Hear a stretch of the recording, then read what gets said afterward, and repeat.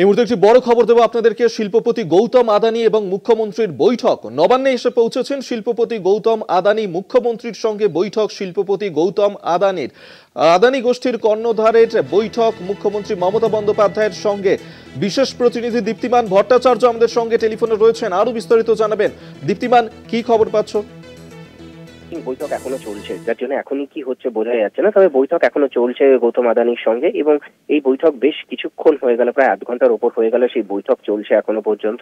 এবং বৈঠক শেষ হওয়ার পরই কিন্তু বোঝা যাবে যে কি কি বিষয় আলোচনা হয়েছে, কোন কোন বিষয়গুলো নিয়ে, গুরুত্বপূর্ণ বিষয় নিয়ে আলোচনা হয়েছে। কারণ আমরা জানি যে পুজোর পরই কিন্তু একটা পুজোর পর একটা বেঙ্গল বিজনেস মিট করার কথা রয়েছে। সেখানে নিয়ে কোনো বিষয় নিয়ে আলোচনা হয়েছে কি হয়নি, এই বিষয়গুলো বেশ কিছু বিষয়, তাজপুরের বিষয় রয়েছে। কোন কোন বিষয়গুলো আলোচনা হলো বা কি হলো সেগুলো কিন্তু বৈঠক শেষ হওয়ার পরই বোঝা যাবে। এখনো কিন্তু বৈঠক চলছে বলেই আমরা জানতে পারছি। অভিক, বেশ, আমাদের নজর থাকবে। আপাতত ধন্যবাদ। বিশেষ প্রতিনিধি দীপ্তিমান ভট্টাচার্য আমাদের সঙ্গে টেলিফোনে ছিলেন।